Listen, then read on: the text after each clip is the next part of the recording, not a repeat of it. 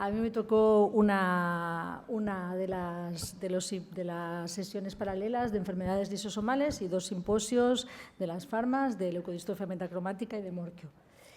La primera sesión de nuevas terapias en enfermedades lisosomales, moderada por Giuliani y Muschol, y, está animado, pero bueno, era un ensayo de unos turcos con fibroblastos de pacientes con la mutación más frecuente para Gaucher tipo 3 en homocigosis, que es la L483P, y lo que hacían es probar fenilbutirato, pirimetamina, betaína y ácido uso desoxicólico como chaperonas para intentar aumentar la actividad de la glucocerebrosidasa a diferentes dosis. Utilizan estas chaperonas porque ya se han comercializado y han visto que atraviesan la barrera hematoencefálica.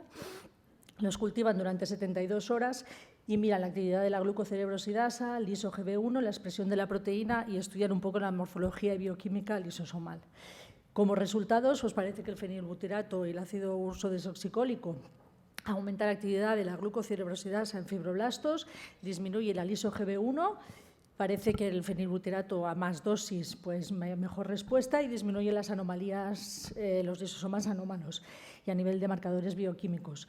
Bueno, pues piensan que son potenciales tratamientos como chaperonas para aumentar la glucocerebrosidasa en enfermedades de Gaucher con la mutación más frecuente en homocigosis y planean estudios en animales y en humanos. Luego se presentó la efectividad real con el Registro Internacional de Enfermedad de Gaucher tipo 1.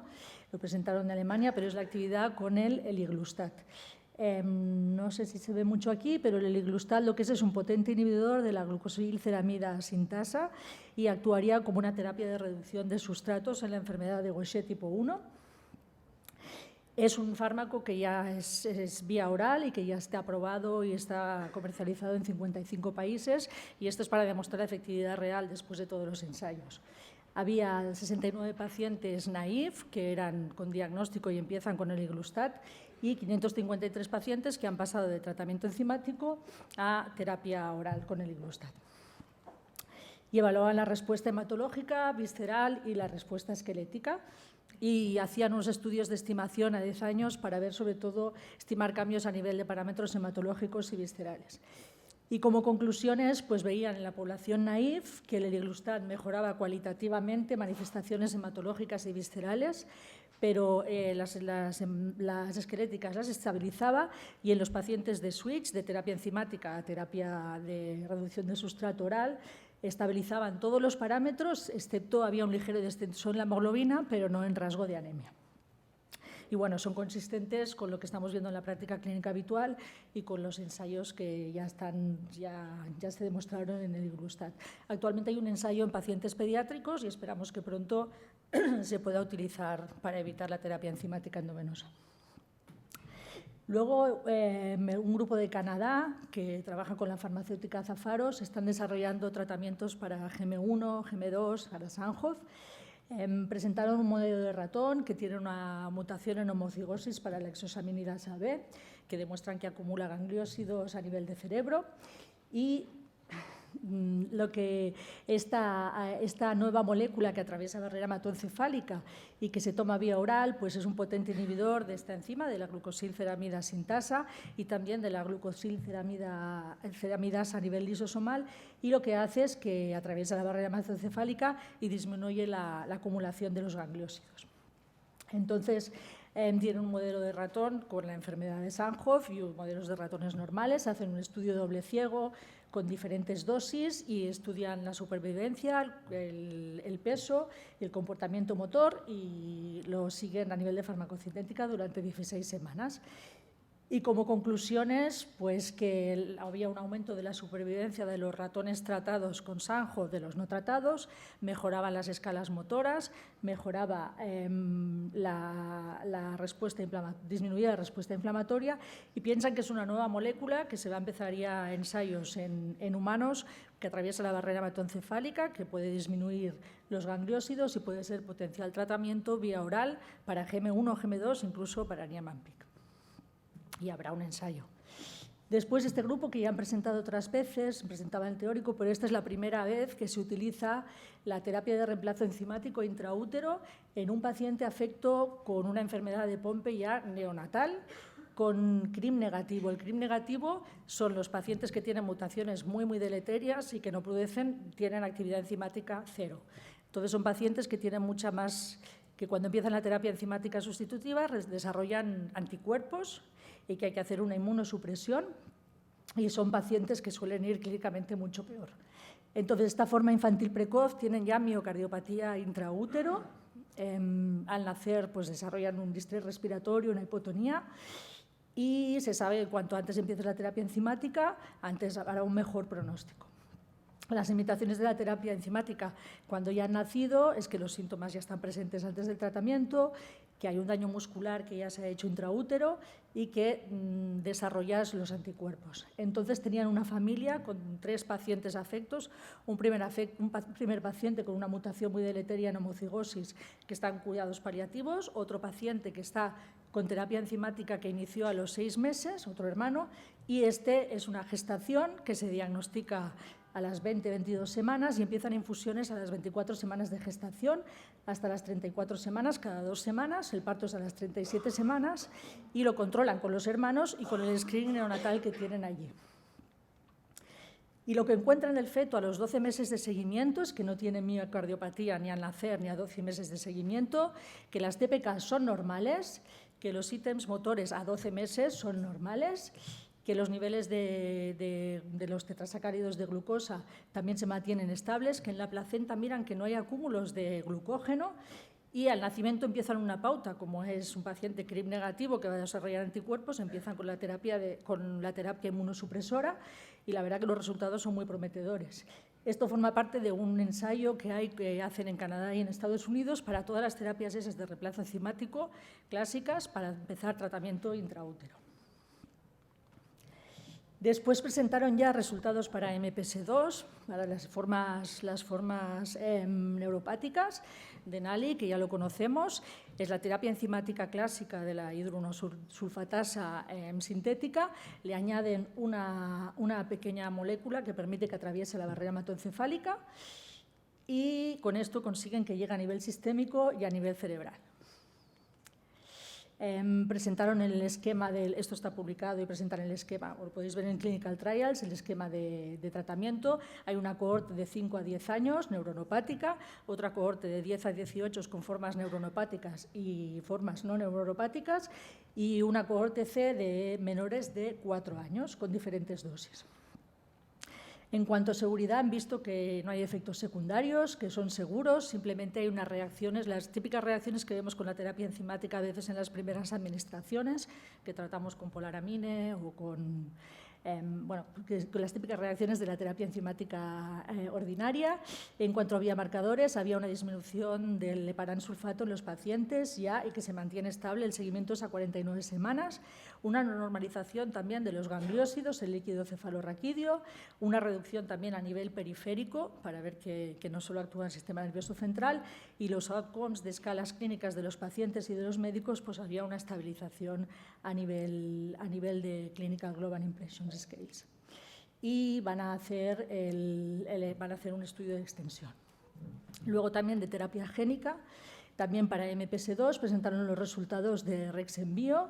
Es un ensayo con un adenovirus, con una única administración, ¿vale? A nivel de cisterna magna. Y han presentado los resultados de 14 pacientes, seguimiento también creo que son a 49, 52 semanas y hay 3 cohortes. Las cohortes van en función de la dosis de la carga viral por masa cerebral. Es curioso que continúan, hacen una tanda de inmunosupresión, pero continúan con terapia enzimática sustitutiva algunos de ellos. No quedan muy claros los criterios de cuando lo retiran, si cuando ya están produciendo enzima ellos propios o... Entonces, como resultado, se ve que no hay efectos adversos graves, disminuyen los GAGs del líquido cefalorraquídeo, disminuye un marcador que es un disacárido específico del heparansulfato en la cohorte 3 y estos valores se mantienen y hay mejoras en escalas de desarrollo y de neurodesarrollo y de los cuidadores. Y a nivel sistémico también ven que hay un aumento de la hidrononatosulfasa y que disminuyen los GAGs. Y bueno, hay un estudio de extensión que será fase 1, fase 2, fase 3, que se está abriendo ahora. y que están abriendo algunos países en Europa o están buscando. Después, ¿voy bien, Pineda? Después lo ha presentado antes Monse, pero fue muy bonito. Simon Jones primero hizo una introducción de lo que es la leucodistrofia metacromática y habló de del tratamiento con la terapia que ya conocéis todos, que se publicó en 2016, con la terapia génica con lentivirus y con trasplante de médula autólogo. Es una terapia génica que se ha demostrado que es válida, tienen que ser pacientes presintomáticos con la forma infantil tardía o pacientes con una forma juvenil precoz que tengan edades hasta los 6 años o así, pero sobre todo lo más importante es el estado motor, que tengan una gross motor function como máximo de 1 y un deterioro y un nivel cognitivo de 85. Más allá no se ha visto que sea eficaz. Esto no se ve muy bien, pero lo podéis encontrar en las páginas de ORCHAT, está muy bien explicado. Es una terapia en que coges la médula ósea del paciente, le infundes el lentivirus con el gen de la ARSA y luego lo pones al paciente y empieza a producir el enzima. Lo novedoso de ahora es que están utilizando sangre periférica del paciente, lo llevan a precursores hematológicos, hacen la manipulación génica, hacen unos criopreservados y lo vuelven a transfundir. O sea que nos evitamos todo lo que es un trasplante de médula ósea, aunque sea autólogo. Es una terapia que ya está aprobada en algunos países de Europa, ¿vale? Desde 2021, está costando mucho en otros países por el precio. Y esto está publicado ahora, hay un primer paper en 2016 y aquí presentan ya la cohorte de 29 pacientes en un Lancet, creo que es, y un tiempo de seguimiento de 3 años, pero hay pacientes que llevan 8 años ya. Hay 20 pacientes del ensayo y 9 pacientes que fueron un programa Expanded. Nosotros tuvimos la oportunidad de mandar un paciente desde Sant Joan de Déu y la verdad que a 3 años la experiencia es buenísima comparado a su hermano, que a la edad que tiene él estaba muerto ya hacía 2 años. Y lo comparan con la historia natural.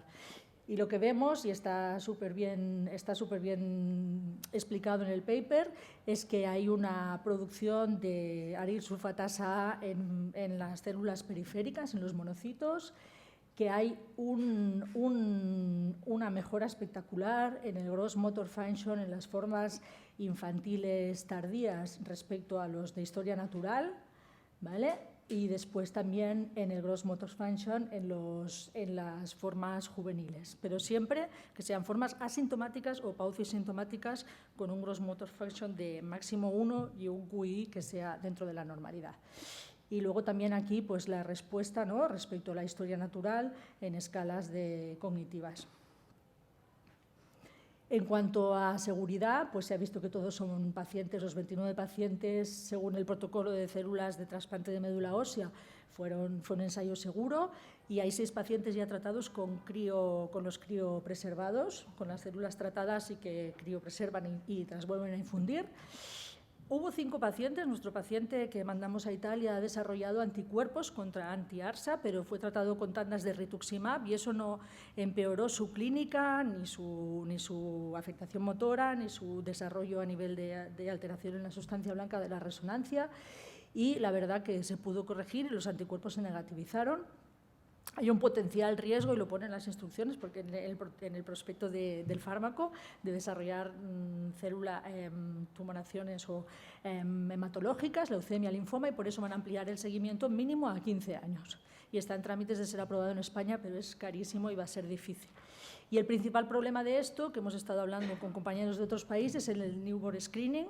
Hay newborn screening, pruebas piloto en Italia, en Alemania, en Austria. Presentó un grupo de Austria, miran los sulfátidos, luego hacen la actividad enzimática y luego ya irían a la genética, y de 50.000 recién nacidos estudiados, 120 tenían sulfátidos positivos, pero a nivel de genética solo han encontrado 7 pacientes y todos son heterocigotos con una mutación para una prosaposina, para ARSA y 2 para SUNF.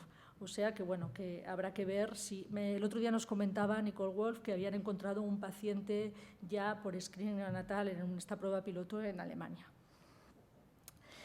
Y luego el simposio de Biomarín sobre Morquio, presentaban también la experiencia real a 5 años ya de tratamiento con la terapia enzimática, está publicado en el paper. Primero presentaron como los red flags, ¿no? los síntomas que nos tienen que hacer pensar en Morquio, ¿no? Para hacer un diagnóstico temprano y también de las formas más leves, toda la displasia ósea y los GAGs y la genética, y luego ya presentaron los resultados de 300 y pico pacientes. Sobre todo lo que veían era que se recuperaba la actividad, por aquí está, los glucosaminoglicanos disminuían, el test motor de 6-minute walking test se mantenía estable, y luego dividieron la población en mayores de 18 y menores de 18, y parece que el volumen expiratorio en el primer minuto y la capacidad vital pulmonar en los menores de 18 años mejora. En los pacientes mayores de 18 años que ya hay más afectación, simplemente se estabiliza. Fue un simposio cortito y que presentaron lo que está publicado en el paper. Y creo que ya está, ha ido muy rápido.